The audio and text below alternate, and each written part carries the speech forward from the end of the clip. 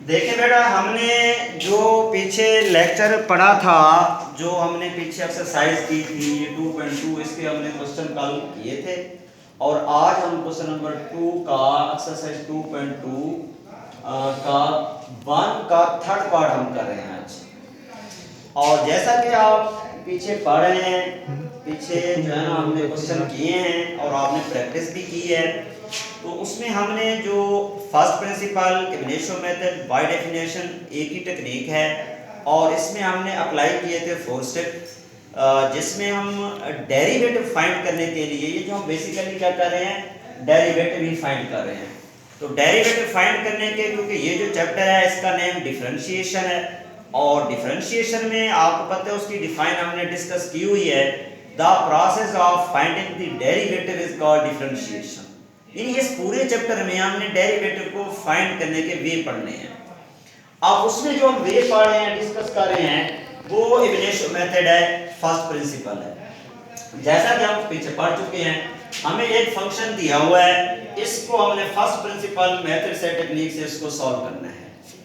इसके लिए हम क्या करते हैं, सबसे पहले इस फंक्शन को y के इक्वल सपोज करते हैं, वो हमारी इक्वेशन 1 हो जाएगी। और सेकंड इक्वेशन में हम क्या करते हैं, इंक्रीमेंट करते हैं। और इंक्रीमेंट जैसा कि आपको पता है, हमने पीछे क्वेश्चन किए हैं इसी एक्सरसाइज के, और 2.1 के सेम वही वे है, सेम वही टेक्निक है। तो उसमें भी हम ऐसे करते थे, जो वेरिएबल होता है उसके साथ पहला स्टेप पे हम इंक्रीमेंट करते हैं। अब इंक्रीमेंट क्या है, y के साथ डेल y का इंक्रीमेंट, वेरिएबल y है, और यहाँ पे वेरिएबल t है, तो t के साथ इंक्रीमेंट डेल t होगा। 3s के साथ t का कोफिशिएंट है, तो आप इसको आप ऐसे लिख देंगे, t plus del t, bracket में 3 को बाहर रखेंगे, प्लस 2 वैसे आ जाएगा -2, तो ये इक्वेशन 2 हो जाएगी। उसके बाद दूसरा स्टेप अब हमारा स्टार्ट होता है। दूसरे स्टेप के अंदर हम सब्ट्रैक्शन भी करते हैं और सिंपलीफिकेशन भी करते हैं। इसलिए अब दूसरे स्टेप में हम क्या कर रहे हैं, सेकंड इक्वेशन को फर्स्ट इक्वेशन में से सब्ट्रैक्ट कर रहे हैं, माइनस कर रहे हैं। जब इन दोनों को माइनस करेंगे, जैसा कि आप जानते हैं, लेफ्ट हैंड साइड से माइनस होती है, राइट हैंड साइड से माइनस होती है। y से कट हो जाएगा, हमारे पास डेल y आ जाएगा। इन दोनों को माइनस करेंगे तो इधर से हमारे पास ये हिस्सा आ जाएगा और यहाँ से ये हिस्सा आ जाएगा। यहाँ तक पहुँचने के बाद अब हम ऐसा करते हैं कि ऊपर पावर आई हुई है और पावर भी नेगेटिव है, इसका डायरेक्ट फार्मूला हमारे पास है नहीं। जिस तरह स्क्वायर हो तो हम फार्मूला ओपन कर देते हैं, क्यूब हो तो फार्मूला ओपन कर देते हैं। अब यहाँ पे पावर जो है वो माइनस में है, नेगेटिव है, तो ऐसी पावर को ओपन करने के लिए हम हेल्प लेते हैं बाइनोमियल सीरीज की। जैसा कि हम पीछे पढ़े हैं बाइनोमियल सीरीज, और पीछे वाले क्वेश्चन भी हमने सॉल्व किए हैं बाइनोमियल सीरीज से। उसी बाइनोमियल सीरीज को अप्लाई करते हुए, तो बाइनोमियल सीरीज में आपको पता है तो इस जगह 1 होना चाहिए। 1 बनाने के लिए हमने इन दोनों टर्मों को रीअरेंज किया है, क्योंकि यहाँ 3t + 2 था, हमने यहाँ रीअरेंज कर दिया, 3t + 2 को इकट्ठा लिख दिया और 3 del t को अलग लिख दिया। और फिर इस हिस्से में से 3t + 2 को हमने कॉमन लिया है बाहर। जब कॉमन लेंगे बाहर, तो साथ में पावर है तो पावर भी साथ आएगी, पावर में इसके साथ -2 आ गई है, तो यहाँ से ये पूरी टर्म बाहर निकल गई, यहाँ 1 बचा। तो इस जगह पे ये टर्म थी नहीं, तो इसलिए जहाँ नहीं थी तो वहाँ बाई में आ जाएगी, ताकि दोबारा जो हम इसको मल्टीप्लाई करें वही रिजल्ट आना चाहिए जो ऑलरेडी हमारे पास पहले ठहरा हुआ है। ये बाहर निकले। अब देखिए, यहाँ भी ये टर्म है, यहाँ भी ये टर्म है, इन दोनों टर्मों में से आप 3t + 2 की पावर -2 बाहर कॉमन ले लेंगे। जब ये बाहर कॉमन ले लेंगे तो यहाँ पे ये टर्म बाहर चले गई, तो यहाँ पे ये रिजल्ट बच गया, ये टर्म बच गई, तो इस पूरे की जगह पे -1 बच गई, तो यहाँ पे -1 आ गई। अब हम अप्लाई करते हैं बाइनोमियल सीरीज। अब ये बाइनोमियल सीरीज की कंडीशन टर्म बन चुकी है। जब ये टर्म बन चुकी है, अब इसको हम सॉल्व करते हैं। जब इसको सॉल्व करेंगे तो बाइनोमियल सीरीज क्या होती है, 1 + nx, n हमारे पास पावर है -2, x ये पूरी की पूरी टर्म x है, तो ये आ गया nx। आगे होता है प्लस फार्मूले के मुताबिक, बाय सीरीज के मुताबिक, -n -1 है,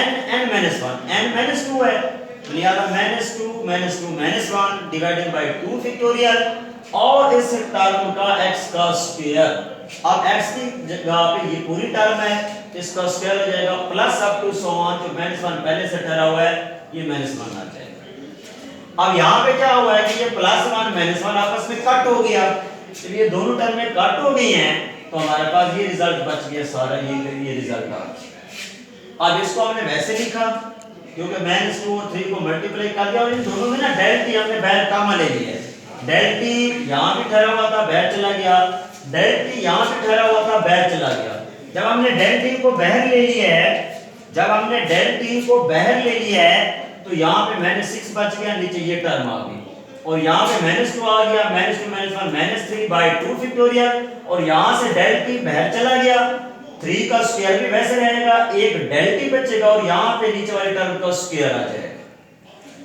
अब उसके बाद हम ऐसा करते हैं, जो हमारा नेक्स्ट स्टेप है वो है डिवाइडेड बाय डेल टी। अब डेल टी पे हम क्योंकि variable as a del T use हो रहा है तो डेल टी पे डिवाइड कर देंगे on both sides. Del T से कट हो जाएगा, इनको भी सिंपलीफाई कर लेंगे, माइनस माइनस प्लस 3 2 6 हो जाएगा, 2 का फैक्टोरियल, इसको 2 का फैक्टोरियल 2 होता है तो 2 आ जाएगा, 2 को 6 पे कैंसिल करेंगे 3 आ जाएगा, यहां से हमारे पास ये टर्म आ जाएगी plus up to so on. यहां तक पहुंचने के बाद अब हम क्या करेंगे, जो हमारा नेक्स्ट स्टेप है वो हम लिमिट अप्लाई करते हैं, जो लास्ट स्टेप है कि हमने पहले इंक्रीमेंट लिया, फिर हमने सब्ट्रैक्शन और सिंपलीफिकेशन की, यानी यहां से पहला इंक्रीमेंट, ये हमने सब्ट्रैक्शन के साथ ये सारे के सारे यहां तक ये सिंपलीफिकेशन की है। उसके बाद नेक्स्ट स्टेप हमारा डिवाइडेड बाय डेल टी और लास्ट स्टेप है कि taking the limit del T approaches to 0 on both sides.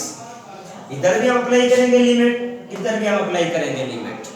तो ये जो हिस्सा है ये पूरा बाय डेफिनेशन, तो ये आपके पास आ जाएगा dy और dt और ये टर्म वैसे आ जाएगी। जब इस हिस्से पे लिमिट अप्लाई करेंगे डेल टी अप्रोचेस टू 0 तो ये सारा का सारा रिजल्ट क्या हो जाएगा, 0 हो जाएगा। तो ये रिजल्ट 0 हो गया, तो हमारे पास जब ये 0 हो जाएगा, ये वाले सारे टर्म 0 हो जाएगी, तो ये टर्म हमारे पास बच जाएगी। अब देखिए यहाँ पे बेस जो है 3t + 2 की पावर -2, 3t + 2 की पावर यानी 1, यहाँ कुछ नहीं लिखा होगा यानी पावर 1 होती है, इसलिए इसको बाई में ले आएंगे।